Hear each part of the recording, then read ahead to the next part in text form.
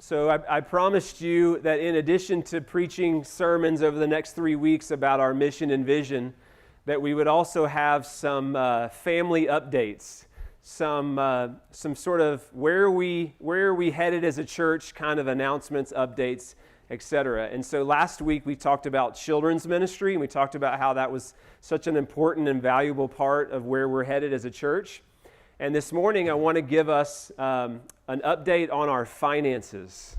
And so that may not be exciting for some of you, but I do think it's important for you to know that as a church and as an institution, kind of where we come from and where we headed as it relates to our finances. And so I can't help but start by saying what I have been saying as a broken record, which is I'm amazed and thankful at the way God has blessed us and is blessing us. And I don't say that lightly, but y'all, we're in a really healthy place financially as a church. And just in light of the circumstances, but even that, just taking that aside, just in light of the fact that we're in our second year as a church plant, to be able to say that we're in a healthy place financially is amazing. And so I praise God for that, but I also want you to know as pastor that that's because of sacrificial generosity on your part. So that's kind of where we are now, but I also want you to understand how we got here. Because as a church planter, when it was announced by our local presbytery that I was going to be starting a new church with a mission to Homewood, there were a handful of churches that said, we want to help with that. And so those churches started investing in us financially and praying for us. And then there were just some people that don't go to this church that just caught a hold of that vision and said, I want to help with that. Just some outside donors that just said, I love church planting. I love the idea of a community church in Homewood. I want to help. And so they jumped in and started helping. And then we had this team that planned our first worship service. And we met for about 6 months. And that team started saying, I want to help, I want to be invested. And then, of course, you as our church family over the last year and a half have said, yes, amen, let's do this. And so you have been generous. And so that's how we got to where we are now. And that's what allows me to say that we're in a really good place financially. I also want to say this, and you may have heard me say this from the start. I want to keep saying it.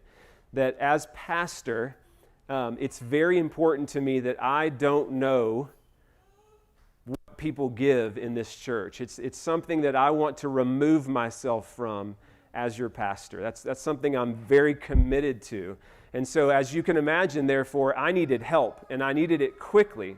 And so right away, as we were kind of planning this thing, I asked Jace Gordon if he would help me, because I knew there was no way that I could have my hands in all of the finances because it involved giving and tithing and offering and support. And so I asked Jace just for help. And Jace is going to come up here in a minute. He's an accountant. He's so gifted and has a servant heart. And he said yes. And he's been helping us ever since. But it's not just Jace. I also want you to know that we have a front office that has helped us with all of the support services that are required to start a new church. And this may explain something to you when you go to online giving for our church and you see the ministry of RUF. Before I planted this church, I was an RUF campus minister for 13 years. And as a kindness and a service to me, the ministry and the office and the support structure of RUF said, we will help you as you get started. And so the front office of RUF is handling our support services as we get this church off the ground. It's an amazing benefit, and it helps us stay connected to the ministry of RUF. And so that's kind of our front office, and that's why you see RUF in our online giving. It's not just that, though. We also have an administrative assistant, Lizette Crossan. You keep hearing me say, email Lizette at the office. Lizette Crossan is our administrative assistant, but she does so much more than that. But she handles a good bit of our day-to-day finances, and so she's an important part. And then we have a team called a finance team that basically help oversee everything that has to do with with the finances and giving and aspects of our church. And so Jace, come on up. Other members of the finance team, in addition to Jace, are Lizette. She's on that as well. And then Blake Davidson is on that team, Jonathan Fleischer, and Ben May. So if you see any of those people and you just say, hey, I have a question about money or finances or whatever, grab one of them and just say, hey, can I ask you a question? I know they'd love to answer your questions. So yeah, thanks, Tom. I guess it's always a little risky to let the accountants talk before the sermon, so I'll try to be really brief and keep you all awake. So what's the purpose of our finance team? Tom mentioned a little bit, but in general, ensuring proper governance over our church's finances is our first and foremost responsibility. So from the start, we knew that, implementing the proper controls and the level of accountability over our church finances would be of vital importance. Although none of us knew how God would bless our church to this point with the amount of giving that we've received, whatever that amount was going to be, we knew that the proper stewardship over those funds was going to be very important. And so from the start, we created a committee that Tom's mentioned, and formally we've continued to meet quarterly, tracking our church's giving, our outflows and our inflows, what we're using our money for, and then we've also various times throughout the last couple years met on an informal basis, whether that be through email or Zoom calls now, or phone calls. And so we've continued to meet, and we will continue to meet.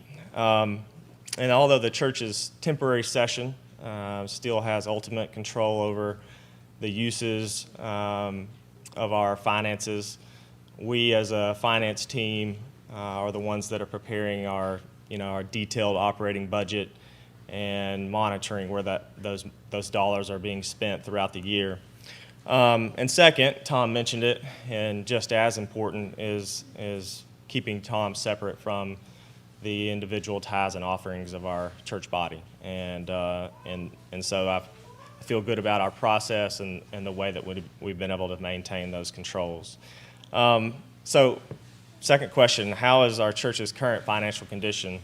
It's very strong, despite COVID and the impacts it's had on our country and our community and many of our church family. The Lord has continued to bless this church. Our giving is continued to be strong. In fact, when looking at it on a year-to-date basis through July of 2020, our giving this year is 42% higher than it was year-to-date 2019, which is amazing. And then, another factor that's really important in determining the financial health of a startup is your percentage of internal versus external giving. Tom talked about the external giving, the friends and family, the other churches in our community. And so when looking at those figures, from a 2020 versus 2019 perspective, in 2019, our internal giving, so those from our church body, made up 83% of our giving, whereas this year-to-date through July, it's 96%. So that tells me and tells our committee and tells Tom that we as a church are self-supporting ourselves, if you can phrase it that way. But and that gives me a lot of comfort that our church is ready to take on bigger and better things and govern ourselves potentially. So just overall, that financial health provides a flexibility. It provides a flexibility for us to give more money away. It provides flexibility for us to save money for our future, whether that be growth, capital needs, etc. And so I'll turn it back over to Tom to provide a little bit more detail about those mission support items and those capital purposes in the future. So thank you. Thanks, Jace. And I can't stress this enough. The folks that have worked for our church on this area are amazing, and they give their time to help us as an organization, and I'm really thankful. So we're in a good spot. We're healthy, And yet it's a pandemic, right? And so in scarcity, what is the tendency to do? It's to hold on, right? Because we're uncertain about the future and we're not sure what the fall is going to look like. We're not sure what 2021 looks like. And I just want you to know that because the cement is still wet, our church is still forming its DNA, I want you to know that we want to give more money away in 2020 than we did in 2019. We are committed as a church to making giving away what God is blessing us with just a part of our rhythm. So built into our annual budget is 10% right off the bat of missions and mercy giving. You may have heard me talk about our mercy fund, but right when the pandemic hit, we created a mercy fund and we put a substantial amount of money into that mercy fund. And some of you have been giving to it. And we have been doing some amazing things in our community with that mercy fund. If you are here or listening to this morning and you would love to help us find ways to partner with other organizations that are promoting good and the flourishing around us, we are in a position as a church to say, you know what, we can't do everything as a church plant, but we can certainly lock arms with others who are doing it. And so if that's just part of your heart and you would love to help us do that, please let me know, let someone know, because for the rest of 2020, our goal, and this is just amazing to be able to say this, but our goal is to give more than what we have allotted away. We just want to invest, and I'm actually going to say more about that in my sermon. We just want to invest in our community. As we mature as a church family, we just want it to just be a natural thing for us to give and give away. So I wanted you to know about that. If you remember what February felt like, we're almost done with this. If you remember what February felt like, this room was jam-packed, and all those rooms down there were jam-packed with kids. And obviously things look a little different now. But on a lot of people's radar was, how much longer are we gonna fit in this building? And sort of the idea of, is there a new space out there for Homewood Community Church? Or is there a way for us to expand? And an opportunity basically fell in our lap, and when you walk out to your car in a minute, you'll be able to see it. But there's a building right there in the parking lot that has been leased by someone else that has just become available. And the Dance Foundation thinks that we're a good tenant, and we love being here. And we think that if we're able to lease that space right there in our parking lot, it would help alleviate some of the space concerns that we had before COVID, and we're obviously not sure what's going to happen in the next few months. So we're excited about the idea of adding space, but we also just have a lot of questions. And so our temporary session has advised us just to wait and press pause on that for a few months, just to see if our worship numbers continue to increase and see what it's going to look like to gather. But I wanted you to know that we're always thinking about new space, and we're always thinking about what it's going to look like for us to be a church here at the Dance Foundation. So I wanted you to know about that. And then lastly, Jason and I have just kind of touched on this concept of self-governance and this concept of our own internal leadership.